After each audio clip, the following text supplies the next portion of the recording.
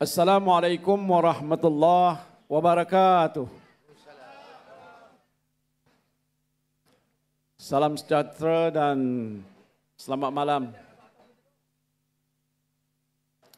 Yang berbahagia Ustaz Syukri selaku Yang di-Ketua PAS Negeri Perlis dan calon kita di Sanglang,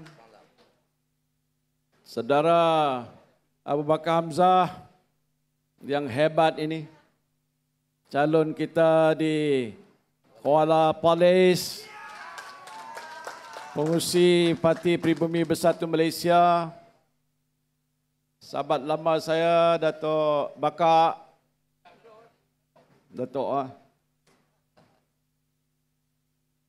yang saya hormati calon-calon Parti Perikatan Nasional, Dev-dev jemputan, saudara-saudari yang saya hormati sekalian. Apa khabar semua? Apa khabar? Alhamdulillah. Saya doakan saudara dan saudari berada dalam keadaan sehat walafiat. Malam ini adalah satu malam yang amat bersejarah dan penting, bukan saja bagi warga Kuala Perlis, tapi seluruh warga yang ada di negeri Perlis ini.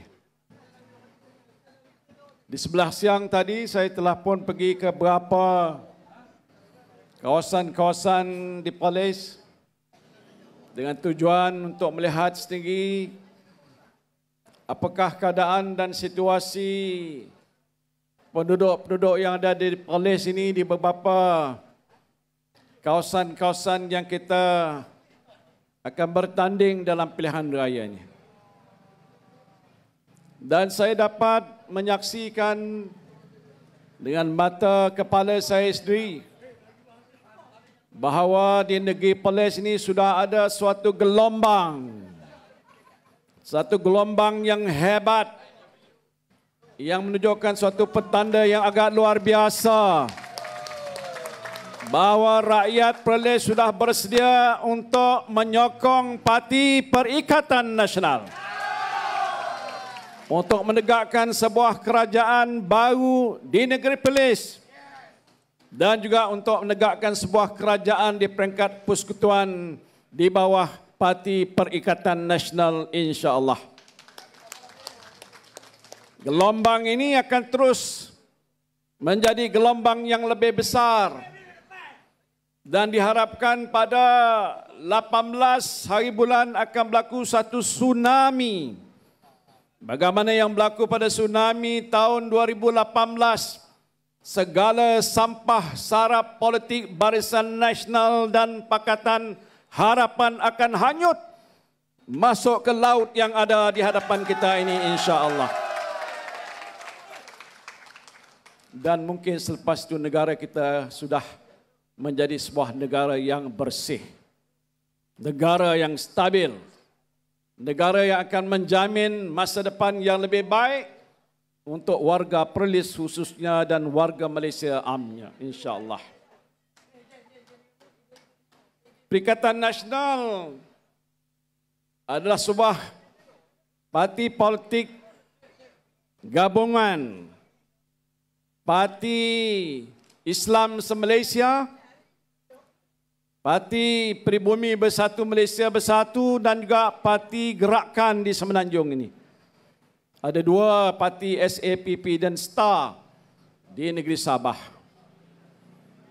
Gabung ini terbentuk ialah kerana saya dan Tok Guru Tan Sri Haji Hadi melihat tentang perkembangan negara kita dalam tempoh yang mutakhir ini. Dalam situasi negara yang dikatakan tidak stabil, banyak berlaku perubahan-perubahan kepimpinan dan kerajaan dalam tempoh yang begitu singkat. Dan ketidakstabilan ini masih terus berlaku sampai ke waktu yang kita ada sekarang ini. Dan disebabkan oleh keadaan negara kita yang tidak stabil, maka pengurusan kerajaan yang ada juga tidak begitu stabil. Dan apabila sebuah negara tidak stabil, maka pelaburan yang kita kehendaki masuk ke negara kita akan terjejas. Karena tidak mungkin pelabur akan bawa wang yang begitu banyak untuk membina kilang-kilang dan industri-industri yang berteknologi tinggi di negara kita, yang dengan itu dapat menyediakan peluang-peluang pekerjaan yang banyak yang kita perlukan.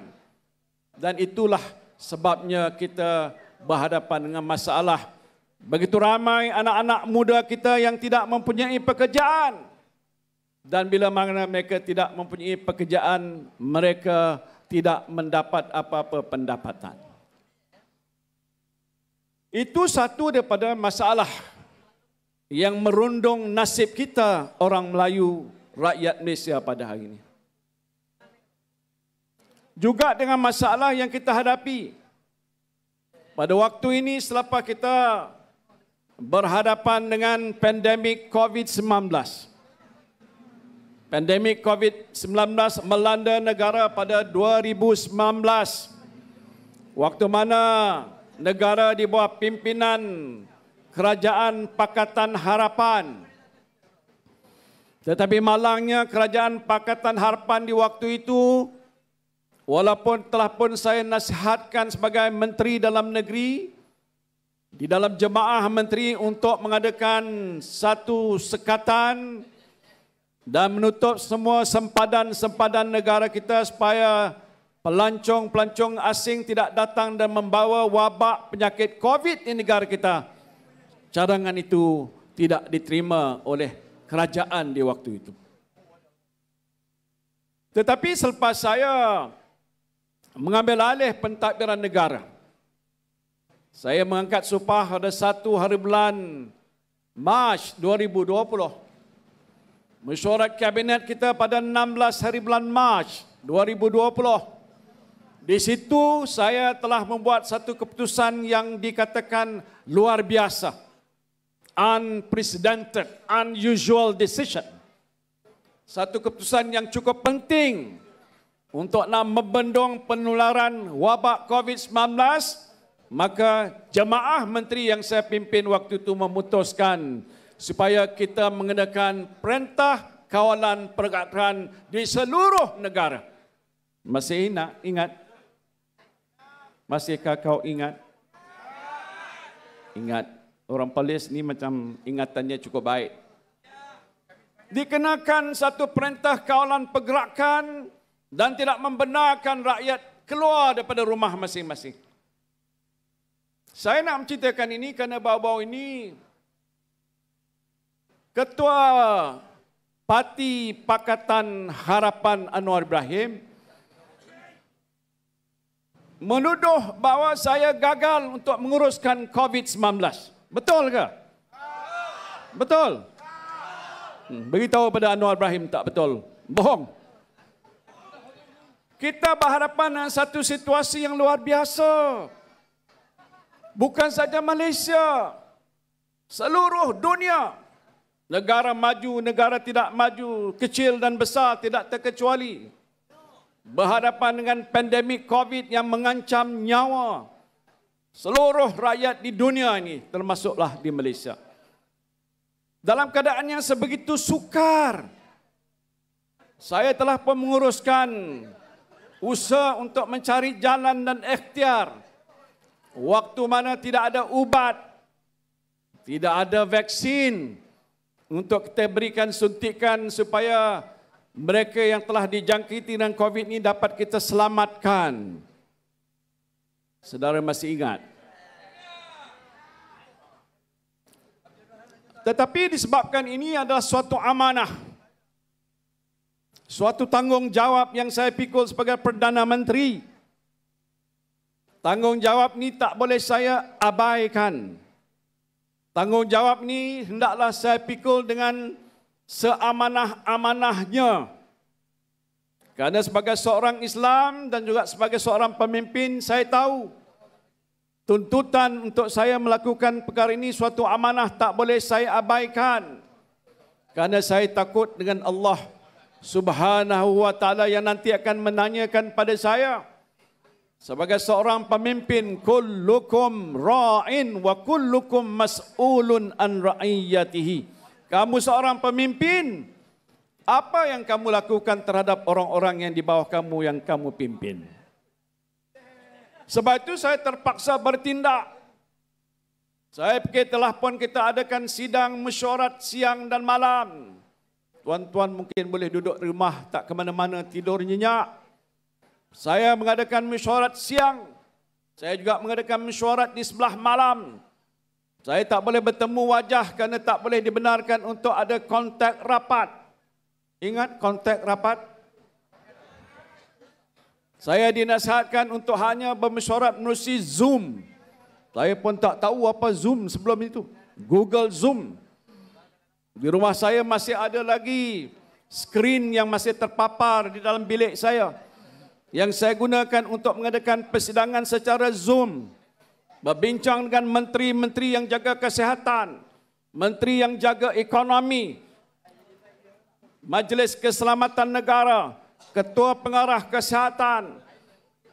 Semuanya kita adakan untuk menguruskan situasi yang agak mengancam nyawa kita. Dan waktu itu kita sudah melihat menularnya wabak COVID-19. Kita terpaksa mencari jalan dan ikhtiar supaya semua hospital kita mempunyai cukup jururawat, mesti ada doktor, mesti ada katil yang memadai untuk menampung kes-kes COVID yang meningkat. Kadang-kadang melempah-lempah sampai keluar daripada hospital. Kerana hospital kita tidak dibina untuk menguruskan masalah pandemik seperti COVID-19 ini. Saya menyebutkan ini bukan kerana apa, kerana selepas kita sudah melalui fasa-fasa untuk keluar daripada pandemik, ada DP ambang-ambang yang telah pun kita tetapkan. Masih kau ingat? Saya sebut ini nak mengulang sedikit sejarah. Bukan kerana apa, untuk memperingatkan bahawa ini adalah suatu perjuangan kerajaan Perikatan Nasional yang akhirnya diiktiraf sebagai kerajaan yang berjaya oleh Pertubuhan Kesihatan Sedunia, antara negara yang terbaik untuk menguruskan pandemik COVID-19. Anwar Ibrahim kata kita gagal. Dia beritahu pada hari semalam mengatakan Muhyiddin tak berjaya menguruskan COVID. Dia kata ada 36,000 orang Malaysia yang meninggal dunia kerana serangan COVID. Terburuk dalam dunia, kata dia. Tuan-tuan, saya tadi ada pegawai saya duk beri nota ini nak ingatkan. Dia kata bukan terburuk, antara yang terbaik menguruskan COVID. Banyak negara-negara yang berhadapan dengan masalah COVID yang lebih serius. Saya baca sebahagian daripadanya. Amerika Syarikat antara negara yang termaju di dunia. Berapa kes kematian dia? 1,98,387 orang. Bandingkan dengan kita hanya lebih kurang 36,495 orang. Negara kaya, ada wang yang banyak, ada doktor yang pakai yang banyak, ada hospital yang banyak. Tapi sampai lebih 1 juta rakyat Amerika yang mati. Faham tak? Muka saya ini dok serius pasal dok nak lawan dengan Anwar Ibrahim ni. Brazil 688,444 orang mati. India 530,000 yang meninggal dunia. Rusia 390,000. UK 194,000. Indonesia 158,000. Jepun 47,000. Kita bukan kedudukan yang paling teruk. Kita berkedudukan dalam kedudukan yang ke-29 di peringkat antarabangsa. Tepuk tangan kuat-kuat, saudara. Beritahu pada Anwar Ibrahim, mu boleh cakap, tapi apa yang membuat? Dia tak nak bercakap, mengucapkan terima kasih. Malahan langsung tidak bersyukur. Karena dalam tindakan tegas yang kerajaan pimpinan saya telah ambil, kita telah menyelamatkan jutaan nyawa manusia dalam negara kita. Orang polis masih hidup lagi? Masih hidup lagi. Tengok, masih tegak berdiri. Kita selamatkan. Ya, saya pun tak suka kalau seorang manusia mati kerana COVID. Dia pandai cakap. Kita berhadapan dengan masalah kekangan-kekangan, tidak ada cukup ubat, vaksin belum tupa. Tak ada langsung, tak kita terima. Tapi Malaysia lah antara negara di dunia di rantau ini juga negara yang pertama mendapat bekalan vaksin. Siapa sini sudah dapat bekalan vaksin? Suntikan vaksin. Angkat tangan. Kalau ada yang tak ada, besok pergi hospital kat polis ni dapat suntikan. Masih kita sediakan lagi. Kita dah bekalkan hampir 100% penduduk dalam negara kita. Saya bina pusat-pusat untuk suntikan di seluruh negara sampai ke Curug Rantau, kawasan-kawasan pedalaman di Sabah dan Sarawak. Apalah Anwar Ibrahim ni? Dia Pakatan Harapan. Dia pandai buat tuduhan tapi tak bersyukur dan berterima kasih dengan apa yang kita telah laksanakan untuk menyelamatkan nyawa dia, keluarga dia, anak dia, cucu dia, seluruh rakyat Malaysia pada hari ini. Allah berkata, la in syakartum la azidannakum wa la in kafartum inna azabi lasyadid. Kalau kamu bersyukur atas nikmat yang Allah bagikan pada kamu, la in syakartum la azidannakum, aku akan tambah lagi. Ini semua yang bersyukur. Insya-Allah lepas menang besok kita tambah apa rezeki orang Kuala Palis. Wala in kafartum inna azabi lasyadid. Kalau kamu kufur akan nikmat Allah, maka azab, seksa. Ini yang disebutkan oleh Allah Subhanahu wa taala. Jangan main-main. Dia boleh kata itu, kata ini macam-macam. Tetapi bukan soal menyelamatkan nyawa. Perikatan Nasional dan kerajaan yang saya pimpin waktu itu menyelamatkan ekonomi negara kita. Mungkin Anwar Ibrahim juga tak setuju. Apa dia? Dia kata PKP yang paling panjang di dunia. Parah. Kita terpaksa ambil tindakan kawal. Kalau tak kawal begitu, tak tahu berapa juta manusia yang akan meninggal. Dan kalau tak kawal begitu, bagaimana sistem kesihatan negara juga akan runtuh. Dan bukan sistem kesihatan negara, tapi juga sistem ekonomi negara kita boleh runtuh. Anwar tak tahu. Iyalah, dia bukan Perdana Menteri. Dia Perdana Menteri tepilah seumur hidup dia. Nak buat apa? Kita menguruskan sekarang ni masalah nyawa hampir sudah selesai. Walaupun COVID ada dalam masyarakat kita ni. Sekarang ni sudah ada ke fasa pandemik, ke fasa endemik. Makna macam nak pulih dalam tempoh mungkin tak berapa bulan ataupun tahun hadapan ni, insya-Allah. Tetapi yang jadi masalah kita, dan ini ada kaitan dengan pilihan raya, ialah kerana dia telah membawa kesan kepada kehidupan kita. Kalau saudara tahu di waktu PKP kita tutup semua bentuk penjagaan, bukan saya suka. Saya tak boleh buat sewenang-wenang. Segala tindakan yang saya ambil sebagai Perdana Menteri ialah atas nasihat pakar-pakar yang ada dalam Kementerian Kesihatan dan juga konsultan dan juga mereka-mereka yang mahir dalam bidang perubatan. Ia menasihatkan saya supaya jangan buka lagi. Kalau kita buka lagi, mencacaklah kes COVID di negara kita. Yang paling banyak sekali, kebetulan, ialah negeri Selangor yang dipimpin oleh Pakatan Harapan. Bukan kita nak kata apa. Susah, Menteri Besar. Kita adakan mesyuarat tiap-tiap kali dia duduk kat situ, dia kata masalah besar di negeri Selangor kerana kes COVID meningkat, mencacak. Begitu banyak sekali orang yang meninggal di negeri Selangor. Tetapi masalah yang serius yang kita nak lihat ni, macam mana nasib dan kehidupan kita nak kita kembalikan seperti dahulu. Ada ruang dan peluang untuk anak-anak kita bekerja. mereka yang sudah jatuh miskin bertambah daripada B40 sudah jadi B60. Saya sedar ini. Ini adalah kesan daripada tindakan kita untuk menguruskan COVID. Tetapi dengan sebab tindakan juga cepat yang saya telah ambil. Kerana saya hadir dalam satu masyarakat Majlis Tindakan Ekonomi Negara, National Economic Action Council.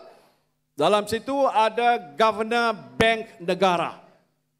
Governor Bank Negara beri satu amaran pada Perdana Menteri saya waktu itu. Dia kata, Tan Sri Prime Minister, kalau sekiranya kita tidak buka supaya ekonomi boleh bergerak semula dalam tempoh sebulan, seluruh sistem ekonomi kita akan runtuh. Awak tak tahu, semua orang Palih mana tahu cerita tu. Apa nak buat? Dalam mesyuarat kita, tiap-tiap kali nak menguruskan COVID ni ada dua pihak. Satu pihak yang jaga kesihatan kata jangan buka. Satu pihak yang jaga ekonomi kata buka sekarang. Mana satu saya nak buka? Nak tutup? Anwar Ibrahim tak berpengalaman dalam soal itu. Terpaksa kita buka secara berfasa-fasa. Ingat, berfasa-fasa yang dianggap essential. Ini penting, kita tak tutup langsung. Industri-industri yang amat penting dan utama kita buka. Yang lain kita tunggu dan tangguh dahulu. Berperingkat berfasa-fasa. Tetapi kesan daripada tindakan Kerajaan Perikatan Nasional waktu saya pimpin dahulu, hari ini ekonomi negara kita tidak runtuh sebagaimana yang disebut oleh Governor Bank Negara. Tepuk kuat-kuat.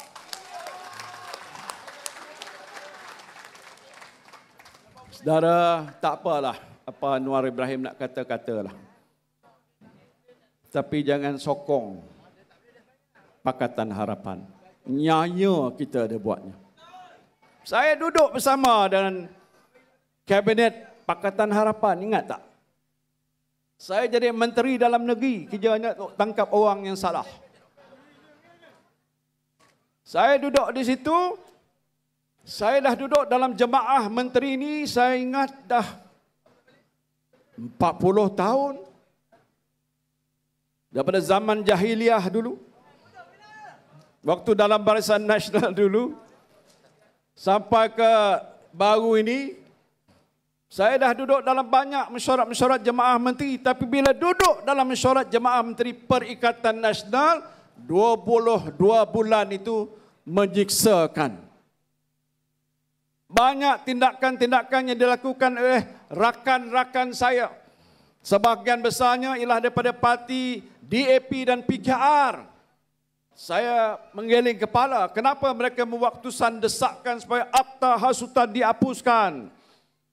Macam-macam lagi bantuan-bantuan dan pemberian oleh kerajaan dahulu kepada usaha-usaha untuk membangunkan ekonomi Bumiputera seperti Teraju ataupun Equinas. Ini antara agensi-agensi yang disediakan peruntukannya besar oleh kerajaan. Wang sebanyak 2 bilion yang diberikan pada Equinas nak ditarik balik oleh Guan Eng. Waktu itu dia jadi Menteri Kewangan. Bila orang tanya ada duit, dia kata negara dah nak bankrupt, bagi RM30 saja. Apa RM30? Waktu saya memimpin negara sekejap ya, ini ingatan. Apa dia yang bantuan yang kita bagikan? Bantuan sara hidup BSH. Berapa jumlahnya? 5 bilion ringgit. Yang telah pun membantu meringankan bebanan kepada 4.3 juta rakyat Malaysia. Tepuk tangan. Bantuan prihatin nasional dan juga bantuan prihatin 2.02 kali yang dikeluarkan oleh Perikatan Nasional, jumlahnya 18 bilion ringgit. 10 juta penerima. Main-main kah? Allowance sara hidup nelayan waktu Pakatan Harapan dia potong. Bukan banyak, 300. Dia potong RM250 saja.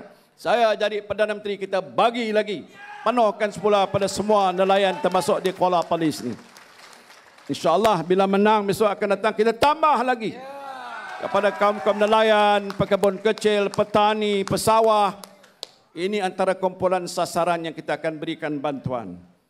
Saya tak payah nak sebutkan pelbagai-bagai jumlah yang telah pun kita peruntukkan untuk membantu dan membela nasib rakyat ialah 530 bilion ringgit. Allahu Akbar. Bukan yang kecil. Jadi ini adalah tindakan-tindakan yang ambil yang menyebabkan setidak-tidaknya bila hari ini sudah kita boleh kembali seperti hampir-hampir sedia kala, ekonomi kita sudah mula bergerak. Pagi tadi saya pergi ke pasar mana, warung-warung, saya tanya makcik yang jual nasi, macam-macam nasi ada. Ada ikan keli goreng sekali. Saya tanya makcik macam mana menjaga? Terima kasih lah Tan Sri dah buka. Dulu saya tutup, sekarang ni dalam sehari saya dapat RM300. Banyak juga RM300 sehari.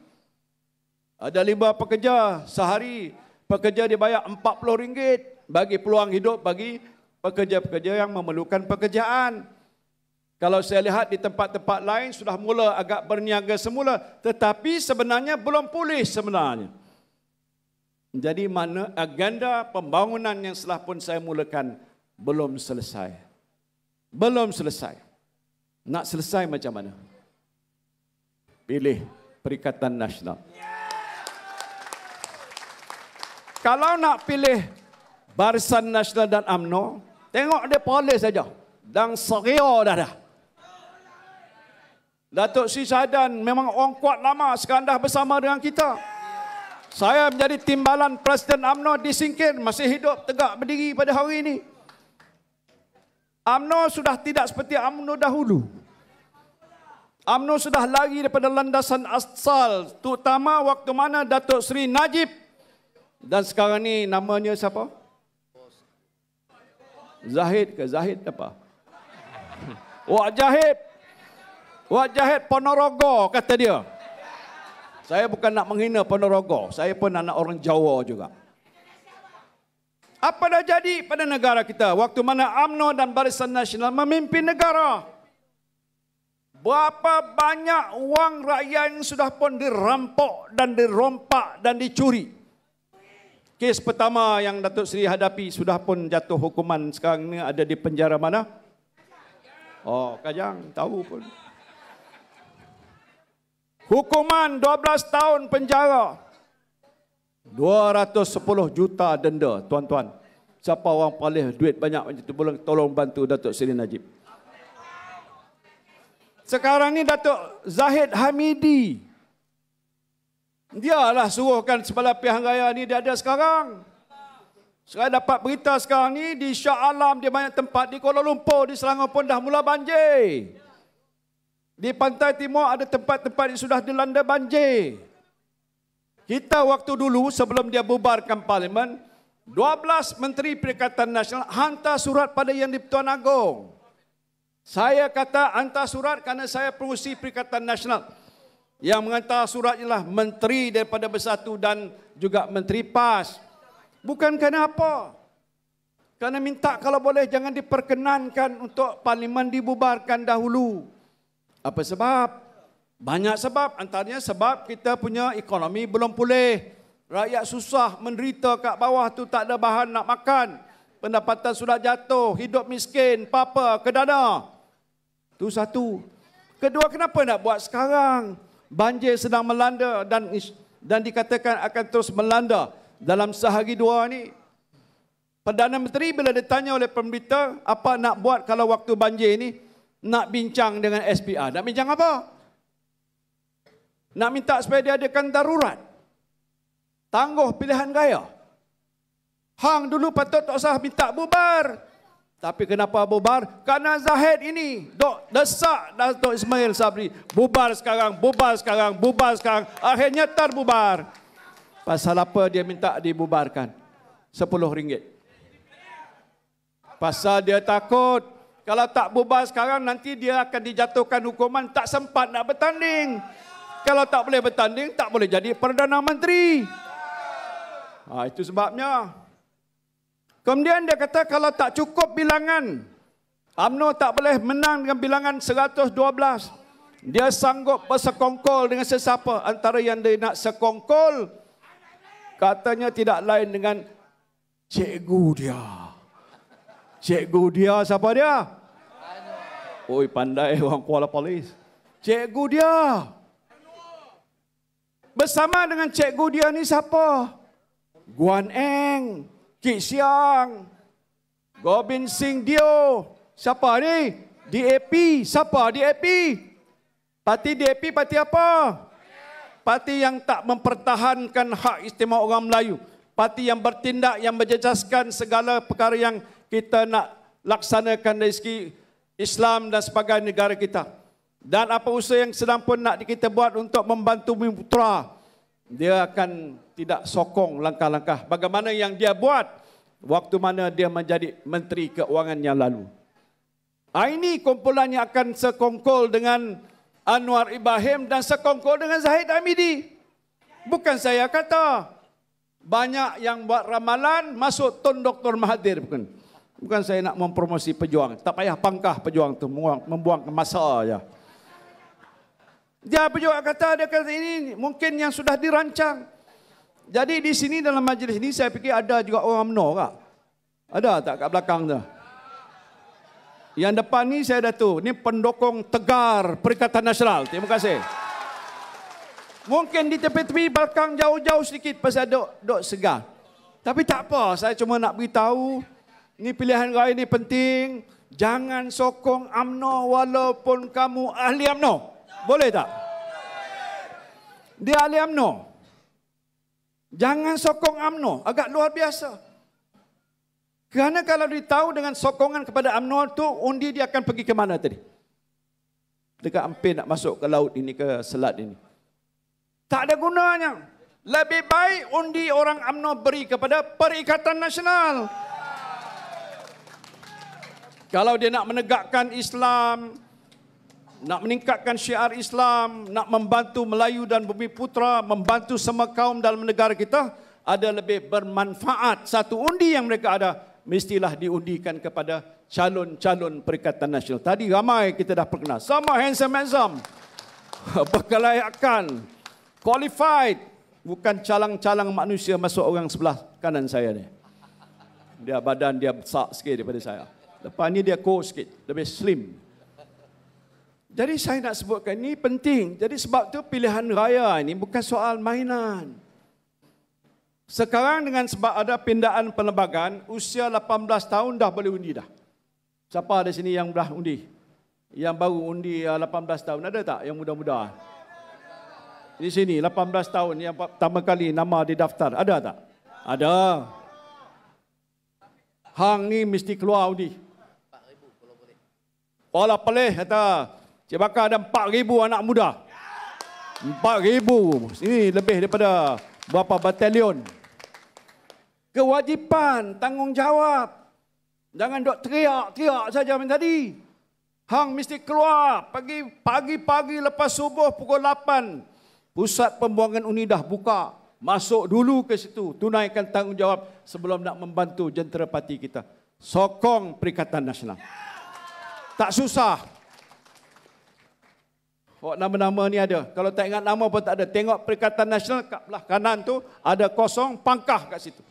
Jangan pangkah yang atas, jangan pangkah yang bawah, tapi pangkah Perikatan Nasional. Tanggungjawab kita. Ada juga mereka yang tak pernah mengundi. Usia sebelah 30-40 tahun, kerana lepas-lepas dulu pun dia tak kisah. Sekarang ni nama mereka sudah ada daftar pemilih, bukan? Kita minta mereka keluar. Saya nak minta tolong supaya peratusan pengundi Melayu yang ada mesti keluar, kalau boleh 100% menyokong Perikatan Nasional. Sekarang ni saya sebutkan mukadimah tadi gelombang. Saya jangka gelombang ni akan berterusan, gelombang yang lagi besar. Dan kalau berlaku gelombang itu, seluruh kursi di Perlis yang kita tandingi kita akan menang. 3 kursi parlimen, 15 kursi Dewan Undangan Negeri insya-Allah. Terbentuklah kerajaan dan apa yang telah pun disebutkan polis baru dan sebagainya ini akan kita zahirkan waktu mana kita memegang tampuk pentadbiran kerajaan di peringkat negeri dan juga pihak kerajaan di peringkat persekutuan. Jadi saudara,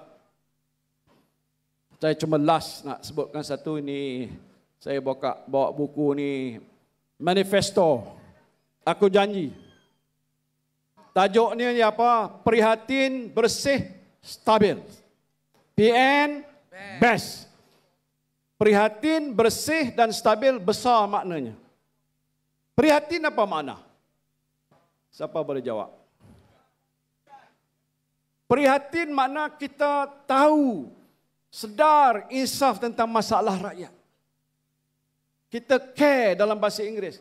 Kita nak nolong rakyat yang ada di negara kita, terutama yang miskin, yang susah. Kita dah buat waktu kita berhadapan dengan masalah pandemik COVID, waktu saya mentadbirkan negara, tetapi perlu kita buat lebih banyak lagi. Kita nak menguruskan ekonomi negara kita pulih seperti dahulu. Kita nak menentukan sistem pendidikan negara kita boleh melahirkan generasi anak-anak muda yang berpendidikan bertaraf global, bertaraf antarabangsa, cerdik, bijaksana dan boleh menguruskan diri dan juga masyarakat mereka dengan ilmu yang mereka ada. Kita penting menekankan prihatinan itu ialah kerana rakyat kita sudah banyak yang terkesan. Ramai yang tidak ada pekerjaan. Pendapatan mereka tidak cukup untuk menyara keluarga. Harga barang melambung-lambung naik tinggi. Inflasi kita mencacak. Dan disebutkan oleh pakar Bank Antarabangsa dan Bank Dunia tahun depan situasi global lebih teruk daripada apa yang kita lihat pada hari ini. Dan Malaysia tidak terkecuali.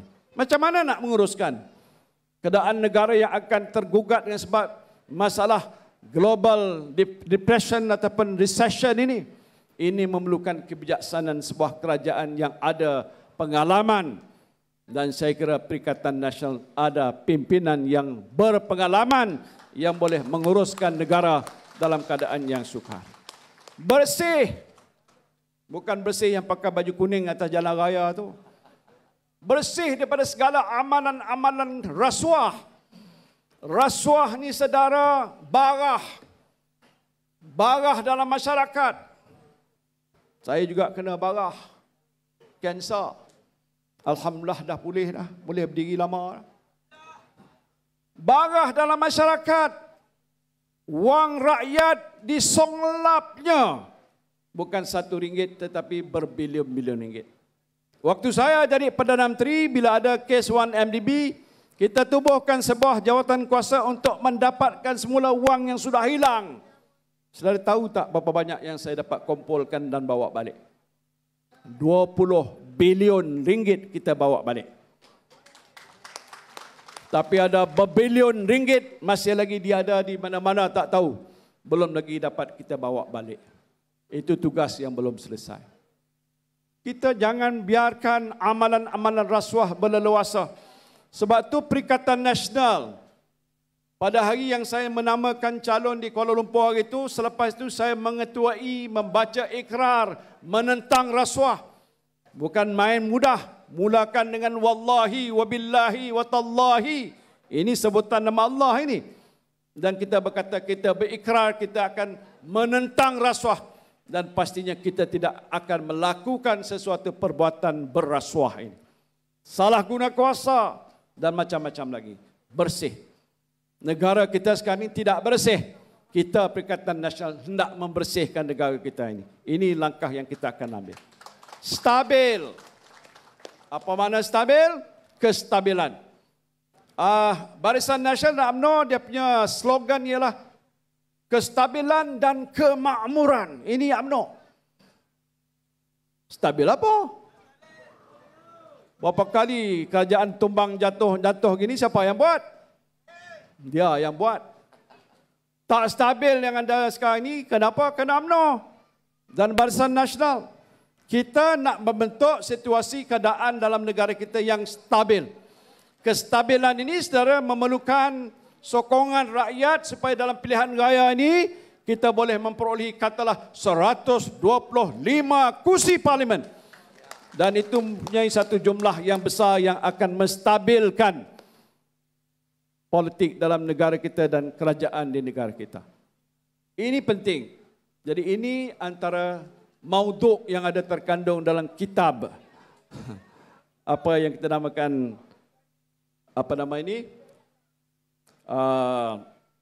manifesto yang saya sebutkan.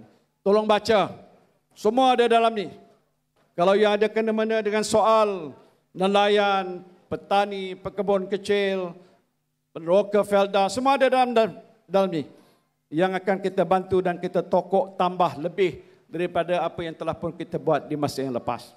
Kita bagi jaminan belanjawan yang baru ini dibentangkan di Parlimen tapi tak dibahaskan, belum lulus.